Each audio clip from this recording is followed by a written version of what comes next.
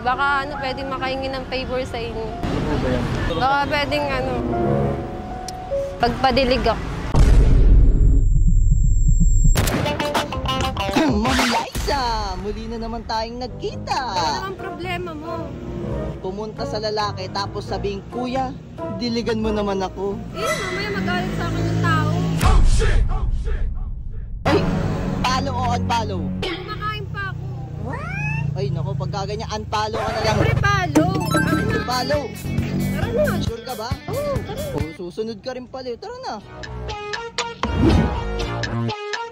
Excuse me, kuya. Pwede makiupo? Busy ba kayo? Hindi naman. May problema kasi ako eh. Wala akong mapaglabasan ng problema ko. Limado. Yung ex ko kasi, nag-break kasi kami 3 months na. Manluloko eh. Bakit? Ang ginawa? Aba, ma yung babae. Uy, Diyos, ang dami naman nun. totoo. Hindi nga iniwan, dinagdagan naman. Alam mo, laki nung niyan. Date lang. Tutay pala. Oo, jutay yun. Ayun nga, yung problema ko. Since 3 months na akong single, baka pwedeng makahingi ng favor sa inyo. Ano ba yan?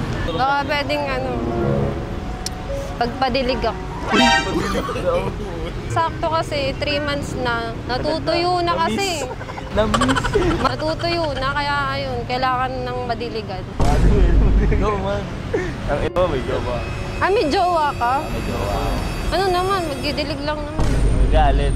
Kahit gaano kahirap ang buhay, wag ka magpapadali kung kani-kanino. Tama, naniniwala ako doon.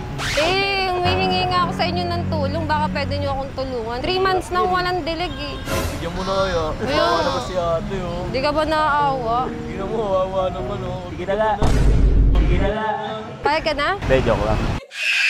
Uy, kahit ano lang, kahit hindi araw-araw. Ay, once a week lang, gano'n. Pero Sige pa lang na. kapubo. Ano ba yung naisip mo?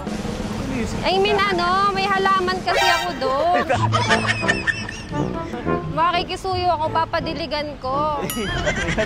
Ano ba yung naisip mo? Di kasi 3 months na ako din nakakapunta dito kasi nga nag-break na kami ng ex ko.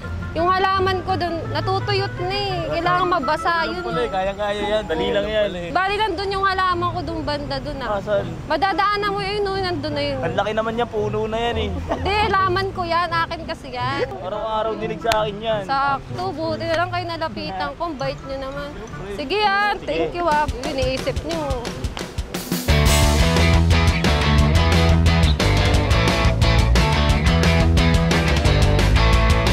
Ayan yun na yun. Wala man lang kahirap-hirap. Next time, yung extreme naman ah. Guys, request kayo ng mas extreme pa doon. Yabang, oh.